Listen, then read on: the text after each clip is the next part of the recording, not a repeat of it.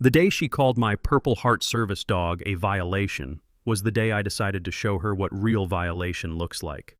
Picture this, 6 a.m. on a Tuesday morning in suburban Phoenix, and I'm stumbling to my front door in boxers and a ratty army t-shirt, wondering why someone's been hammering like the world's ending. I swing open the door, and there's nobody there, just an official-looking notice taped right at eye level like some bureaucratic slap in the face. "Notice of pet violation," it screams in aggressive red ink bleeding through cheap paper. "Immediate removal of oversized, aggressive breed dog required or face $500 daily fines." I'm reading this garbage while my German Shepherd Rex sits calmly beside me, wearing his official service vest, because he sensed my stress levels spiking before I even knew why. Here's a 4-year-old professionally trained PTSD service dog, doing exactly what he's supposed to do, and some power-hungry neighbor wants him gone. What would you do if someone tried to steal your lifeline? Drop a comment and tell me where you're watching from. I bet your HOA has its own horror stories. Let me back up and tell you how I ended up in this suburban nightmare. My name's Garrett Morrison, 34 years old, Purple Heart recipient with 2 Iraq tours under my belt and enough shrapnel scars to make TSA agents nervous. After my divorce went nuclear 18 months ago, turns out Jody really does exist, and he was my wife's CrossFit trainer. I needed somewhere Rex and I could heal without judgment. Meadowbrook Estates seemed perfect. Middle-class Phoenix subdivision where the morning desert air carries that distinctive creosote scent mixed with cooling asphalt, and you can hear automatic sprinklers clicking across manicured lawns like suburban metronomes. I chose this house specifically for the large backyard where Rex could run off energy without neighbors complaining. Rex isn't just any dog. He's a 4-year-old German Shepherd trained specifically for PTSD and anxiety response. When my hands start shaking or my breathing gets shallow, he knows before I do. Deep pressure therapy, crowd navigation, nightmare interruption. This furry therapist has skills that cost the VA $40,000 to develop, but apparently my neighbor Brenda Whitmore had other plans. Picture every power-hungry substitute teacher you ever had, but with legal authority over your property and a white BMW sporting custom HOA 1 license plates. Brenda's 58, moved here 8 years ago, and immediately ran for HOA board like she was campaigning for Supreme Court. She's got this way of standing that screams, "I demand to speak to your manager," arms perpetually crossed, lips pursed like she's been mainlining pickle juice. The woman's a real estate agent who drives through the neighborhood like she's conducting surveillance, timing her power walks to coincide with residents' daily routines. I swear she's got a spreadsheet tracking everyone's lawn watering schedule. 3 weeks before the notice incident, Brenda knocked on my door at exactly 7 p.m. She's pathologically punctual about her harassment schedule. The smell of her aggressive perfume lingered in my doorway like a chemical weapon. "Your dog's barking disturbs the peace," she announced, though Mrs. Olivia next door later told me she'd never heard Rex bark once in 18 months. "He's a service animal," I explained calmly, because the VA taught us patience with civilians who don't understand invisible disabilities. Her response chilled me to the bone. "I don't see any blindness here." When I cited ADA law about psychiatric service animals, keeping my voice educational rather than defensive, Brenda's parting shot promised war. "We'll see about that," delivered with this icy smile that made my PTSD sensors ping. Most neighbors here are decent people. Mrs. Olivia brings Rex homemade dog treats and tells stories about her late husband's army service. The Rodriguez family waves supportively, and their teenagers think Rex is cooler than Marvel superheroes. Even Bob the mailman stops to scratch Rex's ears during deliveries. But Brenda controls 3 allies on the 7-person HOA board, creating a voting bloc that can weaponize bureaucracy like a suburban mafia. And she'd been preparing her attack with military precision. The setup was surgical. Rex had exactly 1 incident, barked at a raccoon rummaging through garbage at 11 p.m. Normal dog behavior that any reasonable person would ignore. But Brenda was waiting with Ring doorbell footage like some suburban NSA agent, ready to file formal complaints citing Covenant 7.3 noise violations. Here's where it gets interesting. My IT security background makes me really good at digital forensics, and when I started researching our governing documents, I found something fishy. The original 2008 Neighborhood Covenant specifically allowed working animals without size restrictions. But the current online version, mysteriously updated in 2019, had omitted that clause entirely. Someone had been playing games with our legal documents. That evening, Mrs. Olivia approached with community intel over green tea that tasted like liquid courage. Brenda had been recruiting neighbors to document incidents. The mailman warned me about her fishing expeditions regarding my dog situation. The Rodriguez family quietly revealed that Brenda had threatened their fence permit when they refused to participate in her surveillance campaign. 3 foreclosed homes in our neighborhood, all previous targets of Brenda's HOA violation campaigns. That's when I realized this wasn't about noise or aggressive breeds. This was about real estate, money, and forcing out residents who didn't fit Brenda's profitable suburban vision. Game on, lady. Brenda didn't waste time. 72 hours after our doorway confrontation, a certified letter arrived that felt thick enough to choke a horse. The envelope's weight screamed expensive legal intimidation, and that aggressive red ink was bleeding through like it had a personal grudge against trees. Inside, Brenda had crafted a bureaucratic masterpiece of petty tyranny. Emergency board hearing demanded within 72 hours. Multiple covenant violations cited, pet size restrictions, aggressive breed prohibitions, noise ordinances that apparently applied retroactively to that one raccoon incident. The letter was CC'd to all 7 board members, creating an official paper trail designed to make this look legitimate rather than personal vendetta. The threat was crystal clear: appear before the board or face immediate legal action and $500 daily fines. In the morning desert heat, my coffee mug hit the granite counter harder than intended, the sharp crack echoing through my kitchen like a gunshot. Rex immediately pressed against my legs, that familiar, concerned whine telling me my stress levels were redlining. But here's where Brenda made her first catastrophic mistake. She picked a fight with someone who actually knows how to research. I spent that evening diving deep into federal disability law, remembering something my VA counselor had mentioned during one of our sessions. Federal law always trumps local rules when it comes to disability accommodations, she'd said, explaining why my college couldn't charge extra fees for Rex's campus access. The Americans with Disabilities Act isn't just a suggestion. It's constitutional bedrock that private covenants can't touch, no matter how fancy their legal language sounds. My IT background kicked into overdrive as I cross-referenced HOA authority against federal protections. What I discovered would make any civil rights attorney start calculating billable hours. HOAs can regulate a lot of things, but they absolutely cannot override federal disability accommodations. Period. Game over. Brenda might as well try to repeal gravity. But my digital forensics uncovered something even more explosive. Remember those mysteriously modified covenants? I'd found the smoking gun buried in archived web pages that Brenda probably thought had vanished forever. The original 2008 governing documents specifically stated that working animals, including but not limited to service dogs, therapy animals, and livestock guardians, were exempt from size restrictions and breed prohibitions. That protective language had been quietly deleted in a 2019 routine update that nobody seemed to remember voting on. Someone had deliberately sabotaged our legal foundation to eliminate protections for disabled residents. The next morning brought intelligence from my growing neighborhood spy network.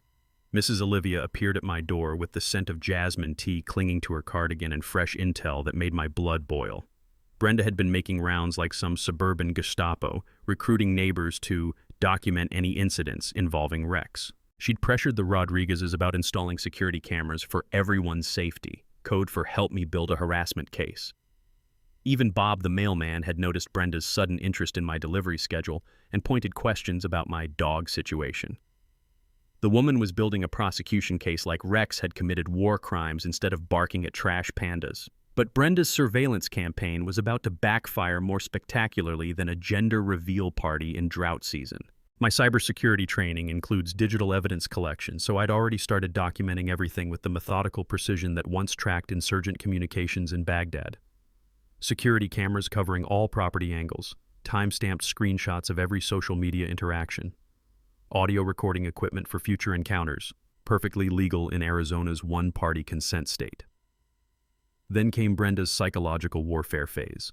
She began driving past my house multiple times daily, her white BMW prowling the neighborhood like a suburban shark.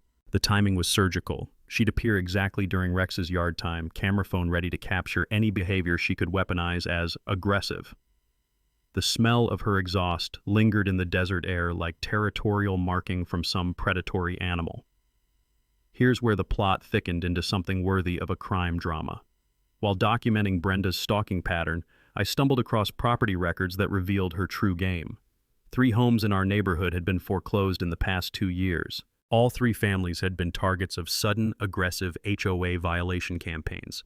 All 3 properties had been purchased below market value by buyers represented by, plot twist, Brenda's realty company. This wasn't random neighbor harassment. This was a systematic real estate scam designed to terrorize homeowners into distressed sales that padded Brenda's commission checks. I reached out to those displaced families over the weekend, and their stories read like a harassment playbook. Sudden violation notices for microscopic infractions. Escalating fines that made selling seem like financial survival. Friendly offers from Brenda to help them escape the HOA nightmare at fire sale prices. The pattern was unmistakable, predatory, and definitely illegal under fair housing laws. But Brenda had made one crucial miscalculation.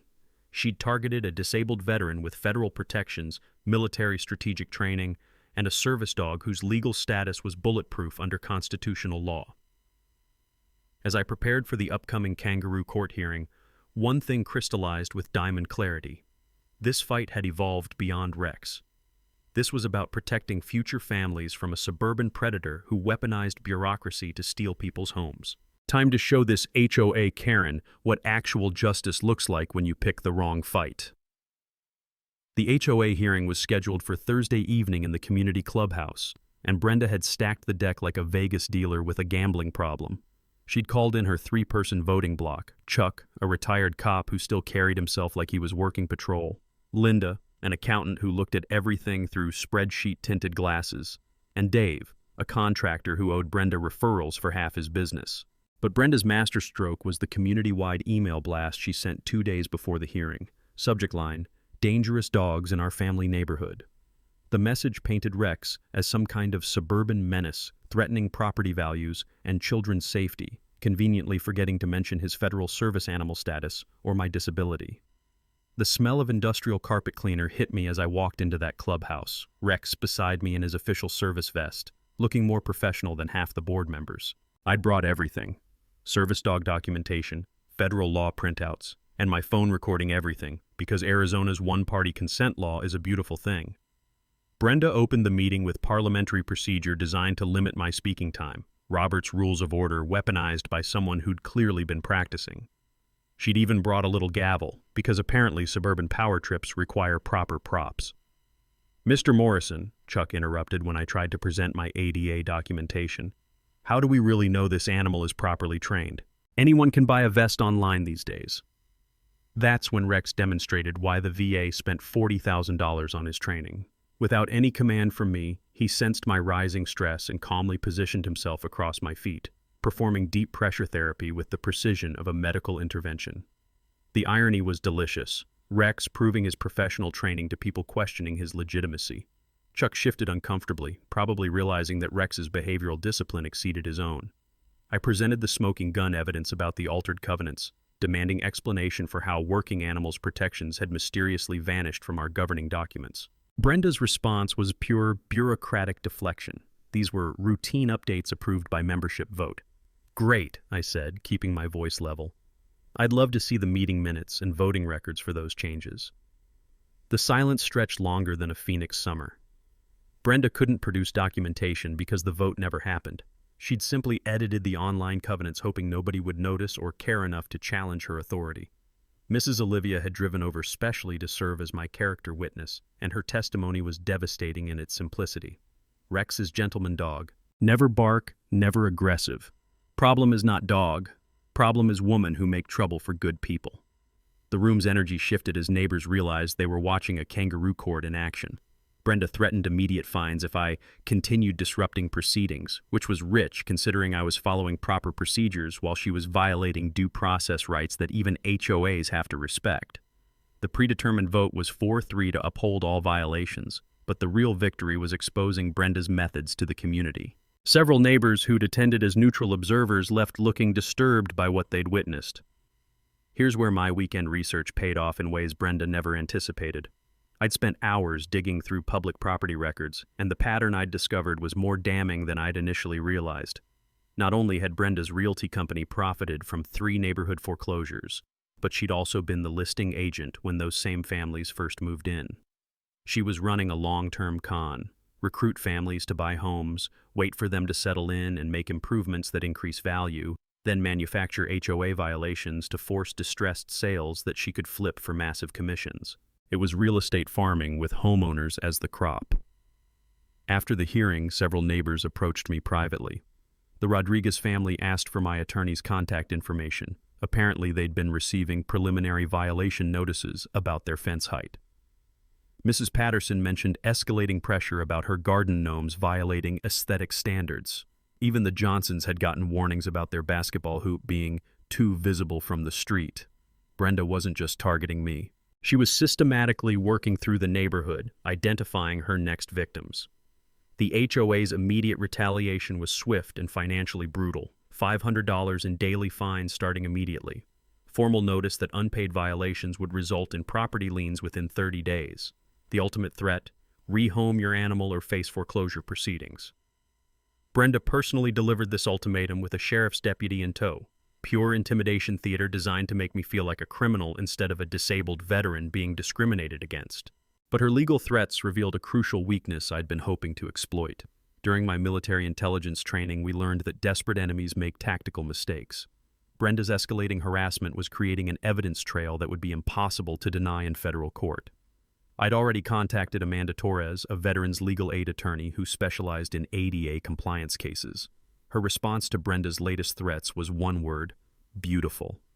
Federal civil rights violations carry serious financial penalties, and HOA insurance policies specifically exclude discrimination lawsuits. Every board member would be personally liable if this went to court.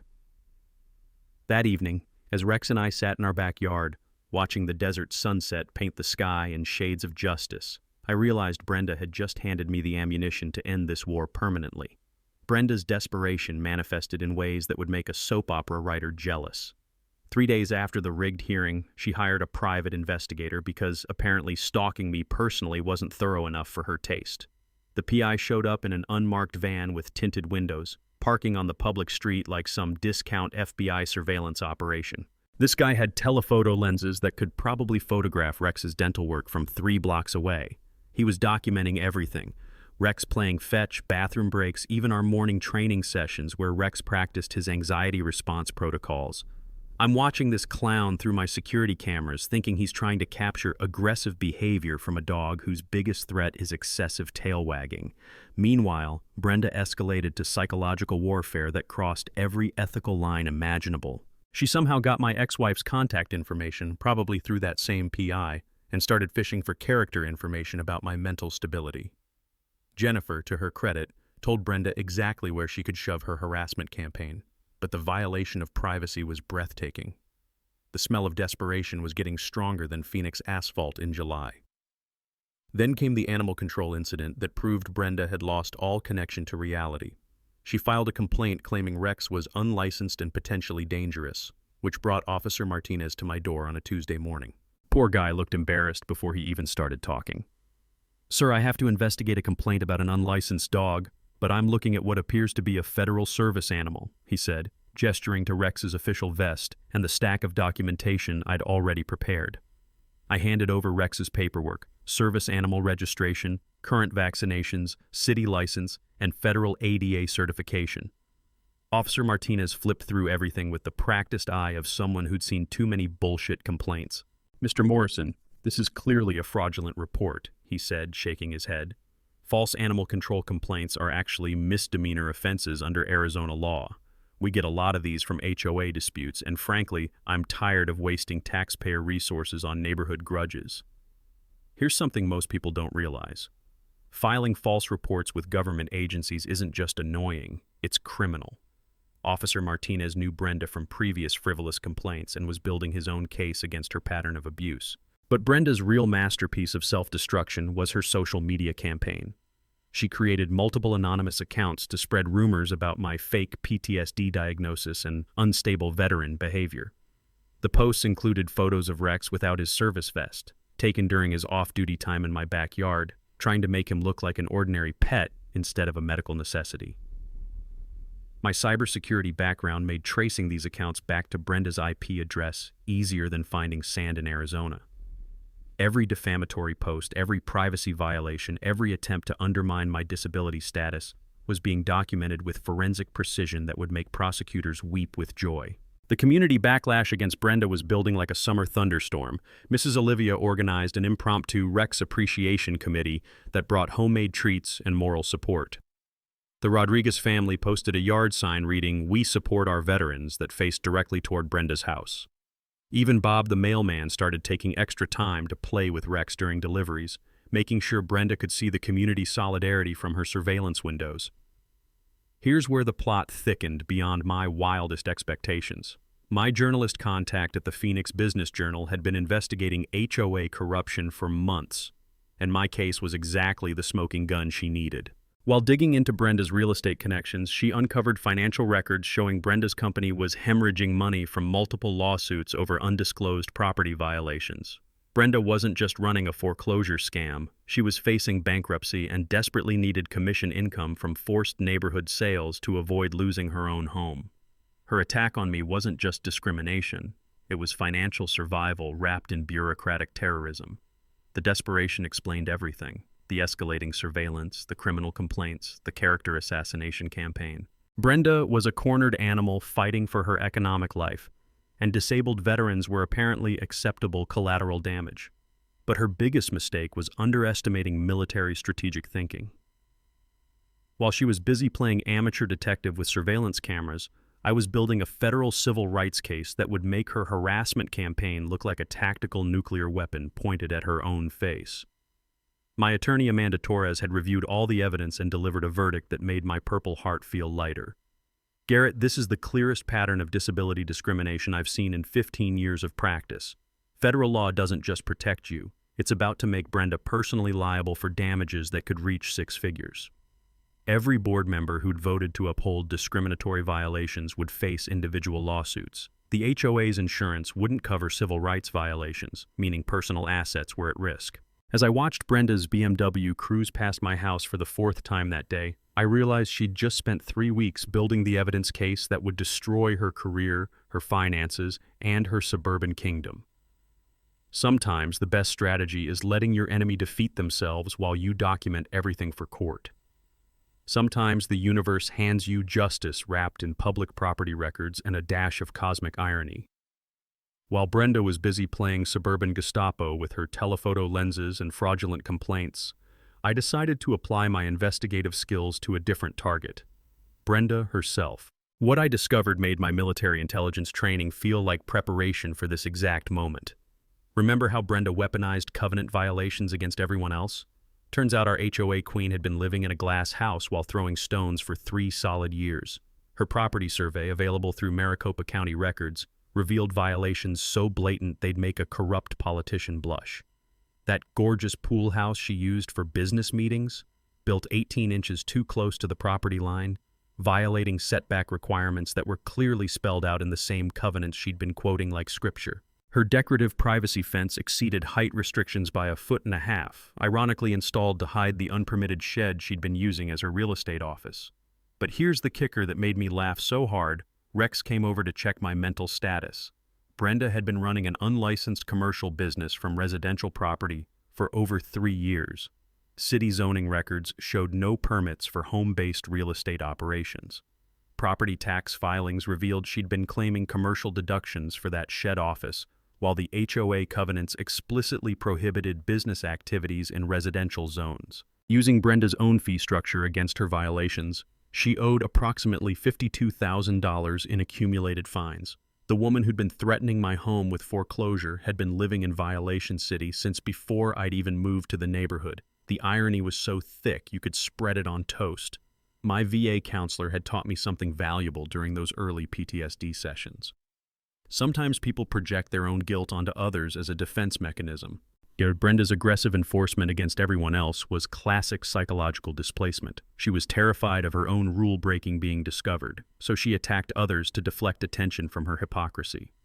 But discovering Brenda's violations created a moral dilemma that kept me awake despite Rex's calming presence. I could file complaints immediately and watch her world burn, but that felt like becoming the same kind of bully she'd been. Military honor doesn't disappear just because you're fighting dirty opponents. Instead, I realized this information was better used as strategic leverage rather than a nuclear weapon. Brenda's violations gave me the ultimate insurance policy: mutually assured destruction that could end her harassment campaign without destroying her life completely.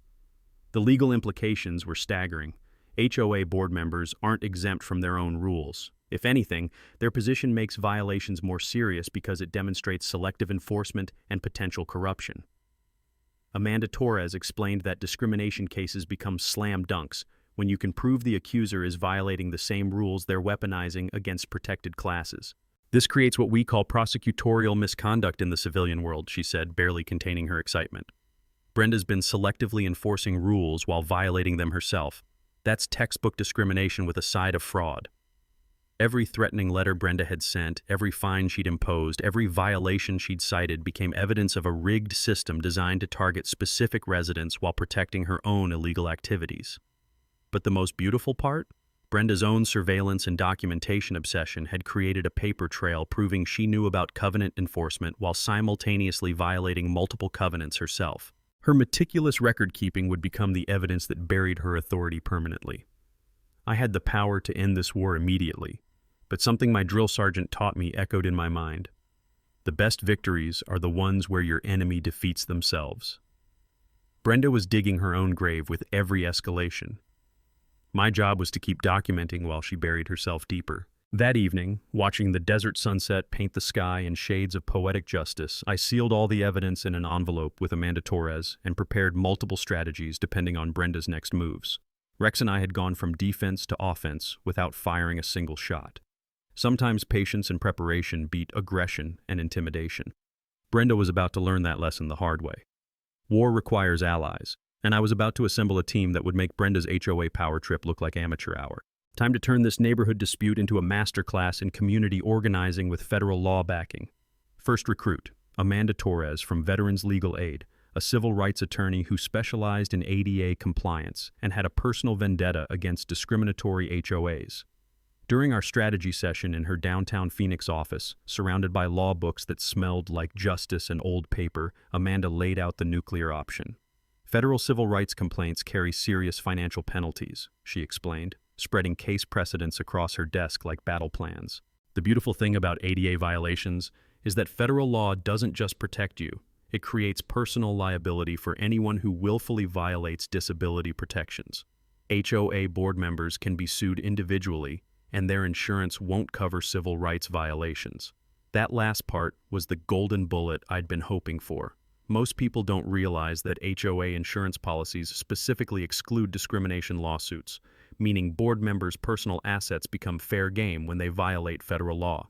Community organizer number 2, Mrs. Olivia, who'd transformed from quiet neighbor into suburban resistance leader practically overnight. The elderly widow had connections throughout the neighborhood that would make a political campaign manager jealous. Her Rex Defense Fund started with a mason jar on her kitchen counter and grew into a legitimate legal expense account within days. Many neighbors afraid of Brenda, she told me over green tea that tasted like liquid courage, but more neighbors angry about bullying good veteran. We organize quiet, then strike loud. Mrs. Olivia's casserole brigade became an intelligence network disguised as social visits. Every potluck dinner, every afternoon walk, every grocery store encounter became an opportunity to document Brenda's harassment pattern and recruit supporters. Tech support came from an unexpected source. Miguel Rodriguez Jr., the 17-year-old across the street who'd been watching this drama unfold like his own personal Netflix series. The kid had digital skills that made my IT background look like stone tablets, and he'd been documenting Brenda's social media harassment campaign with the methodical precision of a federal prosecutor. "Mr. Morrison, I've got screenshots of every fake account she created," Miguel said, pulling up files organized better than most corporate databases. "She's been posting defamatory content about your PTSD diagnosis, which violates both state privacy laws and federal disability protections. Plus, I traced her IP addresses, so we have digital fingerprints for everything." My fourth ally emerged from within enemy territory, Chuck, the retired cop board member who'd been growing increasingly uncomfortable with Brenda's methods.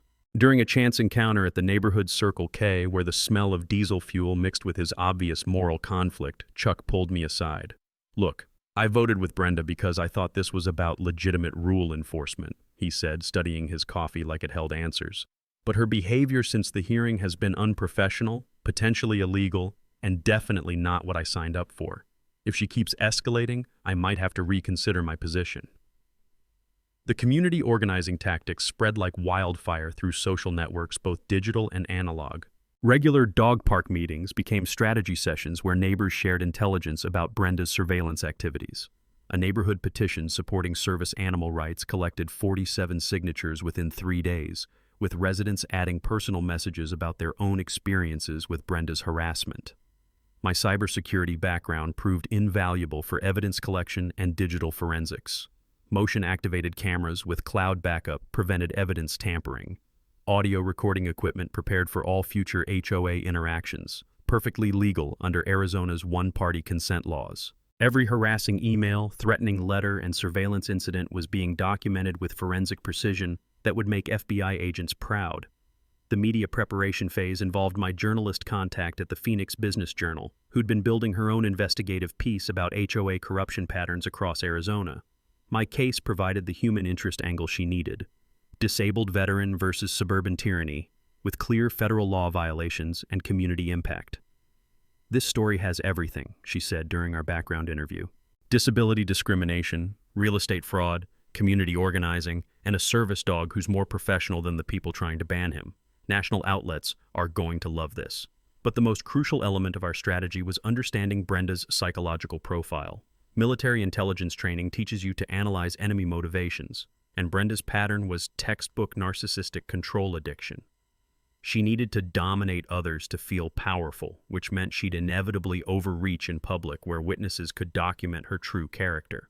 Our plan was elegant in its simplicity: create situations where Brenda would reveal herself to the community while we maintained dignity and legal high ground. Let her hang herself with her own behavior while building an unassailable federal case. The evidence vault was complete. Chronological harassment timeline, audio-video recordings of discriminatory meetings, financial documentation of Brenda's real estate scam, and digital forensics proving her defamation campaign. Rex's role remained the same: continue being the perfect service animal while serving as a living symbol of dignity versus petty bureaucracy. 10 days until the next HOA board meeting. Time to let Brenda dig her grave deeper while we prepared to bury her authority permanently. Brenda's desperation reached levels that would make reality TV producers salivate. With her authority crumbling and the community turning against her, she pivoted to sabotage tactics that crossed from petty harassment into actual criminal behavior. First came the bribery attempt that proved she'd completely lost touch with reality. Brenda approached Jake Stevens, our city building inspector, during his lunch break at a downtown sandwich shop. The conversation, which Jake later reported to the ethics office, went exactly like you'd expect from someone whose moral compass had been spinning wildly for months. "There must be something wrong with that veteran's property," she told him, sliding an envelope across the table. "Code violations, safety issues, anything that would require immediate action." Jake, a 20-year city employee who'd seen every corruption attempt imaginable, recorded the conversation on his phone before politely explaining that attempted bribery of public officials was a federal crime. Brenda's face apparently went through more color changes than a Phoenix sunset before she grabbed her purse and fled. The ethics complaint was filed within hours, creating an official misconduct investigation against our HOA president. Jake became an unexpected ally, warning me about future false complaints while documenting Brenda's attempt to weaponize city government for personal vendettas. But Brenda's real masterpiece of self-destruction was her social media smear campaign that escalated into digital stalking. She'd created a network of fake accounts across Facebook, Nextdoor, and Instagram, posting carefully cropped photos of Rex during his off-duty time to make him appear aggressive. These posts claimed I was faking disability for special treatment and sharing private medical information she'd somehow obtained through her PI surveillance. Miguel Rodriguez's digital forensics skills proved invaluable here. The kid had traced every anonymous account back to Brenda's home IP address and documented timestamps showing the posts were being created during her known surveillance activities. We had digital fingerprints connecting her to cyberbullying, defamation, and medical privacy violations. "Mrs. Whitmore really doesn't understand how the internet works," Miguel told me. pulling up network analysis that looked like something from CSI, Cyber. She's been using the same passwords, posting patterns, and even linguistic quirks across all her fake accounts. A first-year computer science student could prove this is the same person. The community response to Brenda's increasingly unhinged behavior was building like a summer thunderstorm. The Rex support rally that misses. Olivia drew over 60 residents to the community park, with local veterans groups adopting our cause as a broader discrimination case. Someone had even created "We Stand with Rex" yard signs that began appearing throughout the neighborhood like suburban protest art. Brenda's retaliation was swift and vindictive. Residents who'd publicly supported me started receiving violation notices for microscopic infractions: mailbox heights off by half an inch, grass 1 shade too green, basketball hoops too visible from street view. Her systematic intimidation campaign was creating more enemies than a politician during election season. The breaking point came when Brenda escalated to attacking my livelihood. She contacted my employer's HR department, claiming I was an unstable veteran whose service dog posed workplace safety risks during video conferences. She filed a fraudulent OSHA complaint about dangerous animals in home offices and began calling my clients directly with warnings about my mental instability. That's where Brenda discovered she'd picked the wrong target and definitely the wrong company. My employer, a cybersecurity firm that valued diversity and veteran hiring, responded to her harassment campaign by offering their legal team's assistance and publicly supporting my accommodation rights. Their HR director actually thanked me for bringing the discrimination to their attention because it helped them identify potential bias in their vendor relationships. The employment attack backfired so spectacularly that Brenda's real estate license became threatened. Her harassment of a disabled veteran's workplace violated fair housing laws and professional conduct standards. The state licensing board opened an investigation based on my employer's formal complaint. But Brenda's psychological breakdown was becoming visible to the entire neighborhood. Late-night drive-bys past my house increased to multiple times per evening. She began leaving threatening notes about final warnings regarding Rex's presence. Door-to-door campaigns to poison community opinion fell flat when neighbors realized they were listening to increasingly unhinged rants about fake veterans and dangerous animals. The final straw was her confrontation with Mrs. Olivia outside the grocery store, where Brenda accused the elderly widow of harboring supporters of dangerous dogs and demanded she stop bringing Rex treats. Mrs. Olivia, frightened by the aggressive behavior, called police to report harassment. Officer Martinez, who'd investigated the fraudulent animal control complaint, recognized the escalation pattern immediately. He issued Brenda an official warning about stalking behavior and documented the incident as part of an ongoing harassment case. 3 HOA board members privately approached me that week, requesting meetings to discuss resolving the situation before it gets worse.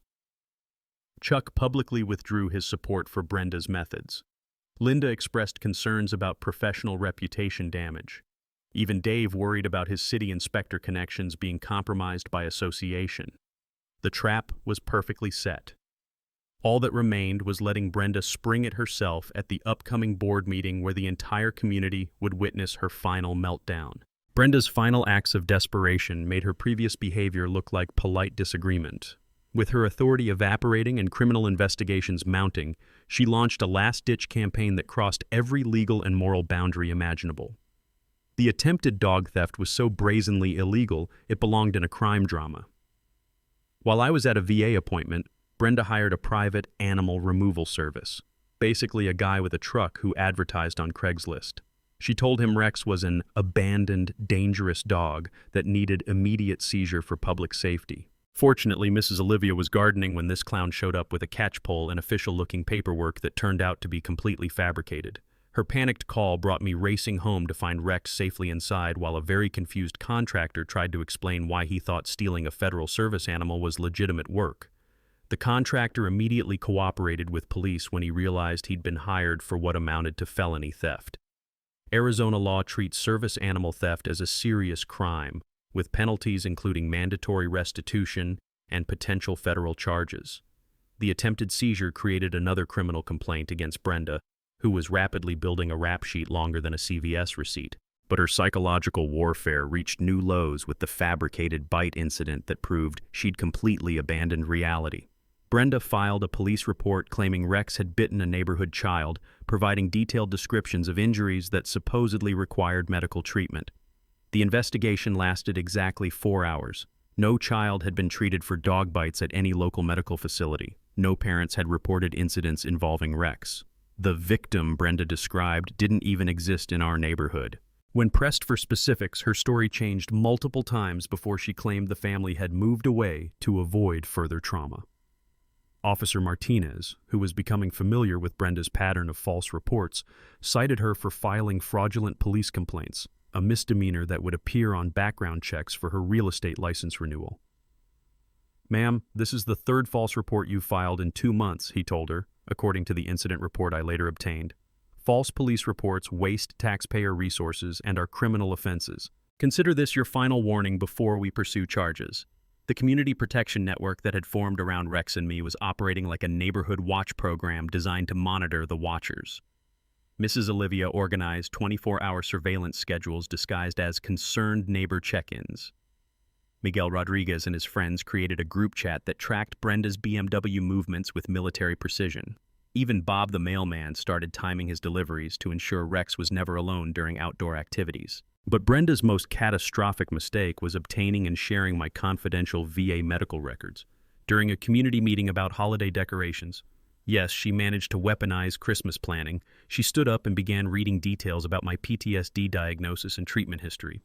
The room went dead silent as neighbors realized they were witnessing a federal crime in progress. HIPAA violations carry serious penalties, but sharing protected medical information in a public forum to harass a disabled person elevates the offense to potential felony territory.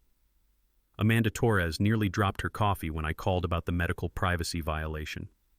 "Garrett, this is prosecutorial gold. Medical privacy laws don't mess around, and using protected health information to discriminate against disabled individuals is exactly what federal civil rights legislation was designed to prevent." The Veterans Legal Aid Organization immediately filed complaints with both the Department of Health and Human Services and the Department of Justice. Brenda had just handed us a federal case that could result in 6-figure penalties and potential criminal charges. Meanwhile, the professional consequences were mounting like Phoenix summer heat. Her real estate clients began requesting different agents after witnessing her increasingly erratic behavior. The local realtor association quietly distanced itself from her practices. Insurance companies started asking pointed questions about liability exposure for agents under criminal investigation. My investigative work revealed the final piece of Brenda's corruption puzzle: embezzlement of HOA funds. Pool maintenance contracts had been inflated to cover spa services at her personal residence. Landscaping bills included work performed on her private property. She'd been using community funds as her personal piggy bank for over 2 years. The financial fraud exposure created criminal liability beyond civil violations, and the evidence was hiding in plain sight within HOA financial records that any resident could request under Arizona law. Brenda's psychological breakdown became visible to anyone paying attention. Public outbursts at the grocery store about fake veterans taking advantage of real disabilities. Confrontational behavior toward other service dogs at the community park. Social media rants that revealed mental instability concerning enough that friends and family began expressing worry about her judgment. The final trap was set when Brenda announced her intention to have Rex destroyed as a dangerous animal, claiming authority as HOA president to override federal protections. This public statement, recorded by multiple witnesses and Miguel's ever-present phone camera, created the perfect setup for our ultimate confrontation. Rex remained the perfect professional throughout this chaos, demonstrating service animal behavior that contrasted beautifully with the surrounding human hysteria. Community children were literally asking their parents why adults couldn't behave as well as the dog everyone was fighting about. 10 days until the next board meeting, where Brenda would face a room full of witnesses, media attention, and the consequences of 3 months spent digging her own professional grave. The community clubhouse had never seen drama like this. 80-plus residents packed into a space designed for 40, with local media crews setting up cameras and veterans advocacy groups sending representatives. The air crackled with tension thicker than Phoenix humidity, and you could smell the anticipation mixed with industrial carpet cleaner and nervous sweat. Brenda called the meeting to order with her little gavel, trying to project authority while surrounded by hostile faces and recording devices. She'd dressed for battle in a power suit that screamed, "I'm definitely not having a breakdown." but her hands shook slightly as she shuffled through papers that would soon become evidence. "Tonight, we address the ongoing violation of community safety standards," she announced, her voice carrying that shrill edge of someone who knows they're cornered. "Federal disability laws do not supersede private covenant enforcement, and this board will not be intimidated by legal threats." That opening statement was so legally wrong it made Amanda Torres visibly wince. Federal law absolutely supersedes private covenants when it comes to disability accommodations. That's literally the entire point of civil rights legislation. I entered with Rex wearing his full-service vest, documentation folder in hand, and the quiet confidence that comes from having federal law on your side. The crowd's energy shifted immediately as neighbors saw us together, the professional service dog and the veteran he was trained to protect, facing down suburban tyranny with dignity intact. Mrs. Olivia stood first during public comment, her voice carrying the moral authority of someone who'd lived through actual hardship. "Rex is gentleman dog who helped good man heal from war. Brenda is problem, not dog. Community no truth." The Rodriguez family presented their petition with 67 signatures supporting service animal rights, including personal testimonials from neighbors who'd witnessed Rex's exemplary behavior. Local veterinarian Dr. Sarah Kim testified about Rex's temperament evaluation, describing him as one of the most well-trained animals I've encountered in 20 years of practice. 3 military veterans in attendance stood simultaneously during my testimony, a silent show of solidarity that made the room's emotional temperature spike. When I calmly presented our chronological evidence of harassment, explaining federal ADA protections in terms everyone could understand, you could hear neighbors connecting dots about Brenda's systematic abuse of authority. "Service animals have the same access rights as wheelchairs," I explained, making eye contact with board members who were realizing their legal exposure. "Federal law doesn't recognize HOA exceptions to disability accommodations." That's when Amanda Torres rose to present the federal civil rights complaint, and Brenda's face went through color changes that would make a chameleon jealous. The attorney's presentation was surgical: disability discrimination, selective enforcement patterns, and personal liability for board members who'd violated federal law. "The HOA's insurance policy specifically excludes civil rights violations," Amanda explained to visibly uncomfortable board members. "Individual board members face personal financial liability for willful discrimination against disabled residents." Brenda's meltdown was spectacular and thoroughly documented. She interrupted the attorney's presentation with shouting about fake veterans and disability fraud, demanding to see proof of invisible disabilities while news cameras captured every unhinged moment. "This man faked military service to get special privileges for his oversized dog," she screamed, her composure completely shattered. "I don't believe any of his so-called PTSD diagnosis." The room erupted. Multiple neighbors stood to defend my service record. Chuck, the ex-cop board member, publicly apologized for enabling harassment. Linda called for an immediate vote of no confidence while Dave tried to distance himself from the sinking ship. The Phoenix Business Journal reporter seized the moment, asking Brenda to explain her own property violations while cameras rolled. Watching her deny photographic evidence of unpermitted structures and unlicensed business operations created viral video content that would haunt her professional reputation forever. "Board members follow different standards than regular residents," she declared, apparently unaware that admitting to selective enforcement on camera was prosecutorial gold. Then came the nuclear option. Amanda Torres presented the complete dossier of Brenda's violations: pool house setback violations, fence height infractions, unpermitted shed office, and financial records proving embezzlement of HOA maintenance funds.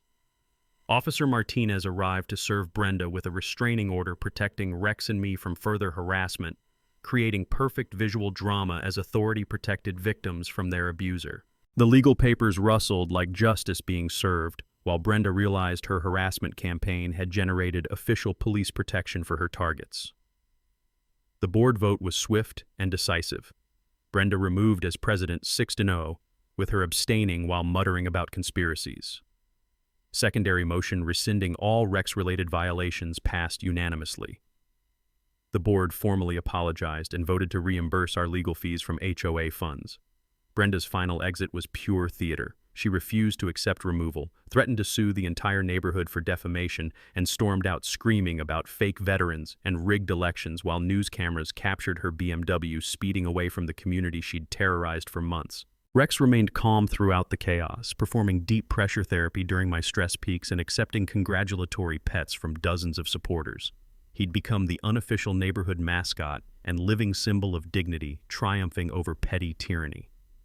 The celebration in the clubhouse after Brenda's departure felt like Liberation Day, with Mrs. Rodriguez elected as interim president and emergency policy revisions scheduled to prevent future abuse of authority.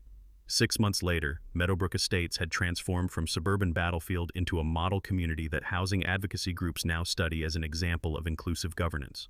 The new HOA board, led by President Maria Rodriguez, implemented transparent enforcement policies and established Rex's Rule, federal service animal protections with educational resources for residents who might not understand disability accommodations.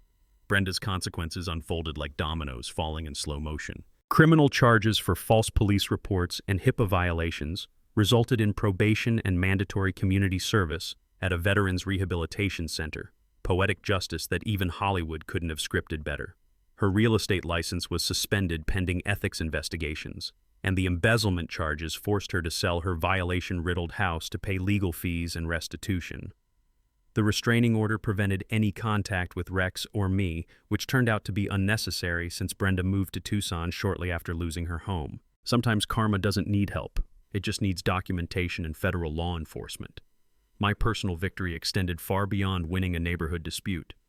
The community support network that formed during our fight became genuine friendships that helped my PTSD recovery more than any medication. Rex's training was publicly validated through the most comprehensive real-world test imaginable, and our home finally became the healing sanctuary I'd originally sought. The federal civil rights settlement created a $50,000 legal fund for veterans facing similar discrimination, administered through Veterans Legal Aid with Amanda Torres overseeing cases.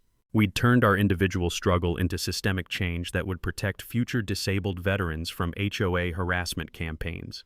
The case became required reading for veterans advocacy training programs nationwide, and Amanda uses our documentation as a teaching example for building bulletproof civil rights cases. The key lesson she emphasizes: document everything, because harassment evidence builds powerful federal lawsuits that create real financial consequences for discriminatory behavior. Our story inspired similar cases across the country to seek legal recourse instead of suffering in silence.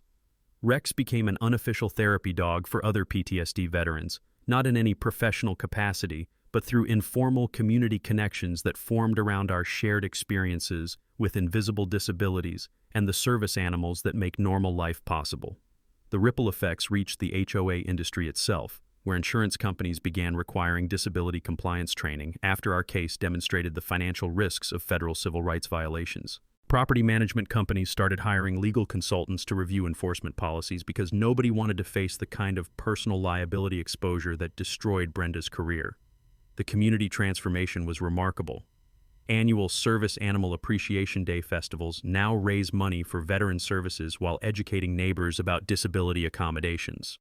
The dog park established with recovered embezzlement funds became a gathering place where Rex plays with dozens of four-legged friends, including the German Shepherd mix owned by the military family who bought Brenda's former house.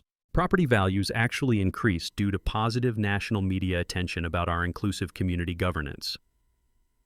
Veterans families specifically seek out Meadowbrook Estates because they know they'll find support rather than harassment for their service-connected disabilities and accommodation needs. 1 year later, I'm thriving in an environment where neighbors wave instead of spy, where Rex can perform his service duties without documentation challenges, and where community meetings focus on improvements rather than intimidation. The irony isn't lost on me that Brenda's harassment campaign created exactly the opposite of what she intended: a stronger, more connected neighborhood that actively protects its most vulnerable residents. The social good initiative we established continues growing. Rex's Fund Scholarship Program has provided service dog training assistance to 12 veterans, with annual fundraisers raising over $25,000 for local veterans services. Community partnerships with the VA hospital bring PTSD awareness events that help civilian neighbors understand military trauma while connecting veterans with resources and support networks. Mrs. Olivia, now 81 and still bringing homemade dog treats, summarizes the transformation best. Good people make good neighborhoods when they stand together against bullies. Her simple wisdom captures what we learned: Communities are strongest when they protect their most vulnerable members rather than targeting them for elimination. Here's the bottom line. Federal protections for disabled Americans exist specifically for situations like ours. When you know your rights and document violations, standing up to bullies doesn't just protect yourself, it creates safer spaces for everyone who comes after you. Share your HOA nightmare stories in the comments below. Let's expose these power-hungry bullies and help other people know their rights. And don't forget to subscribe for more justice stories where the good guys actually win. Because sometimes fighting back isn't about revenge. It's about building a better world, one neighborhood at a time. That's a wrap for today's episode on HOA Stories. If you enjoyed watching Karma in action, smash that like button, comment your thoughts, and let us know if you've dealt with HOA madness too. Subscribe so you won't miss the next HOA meltdown we post.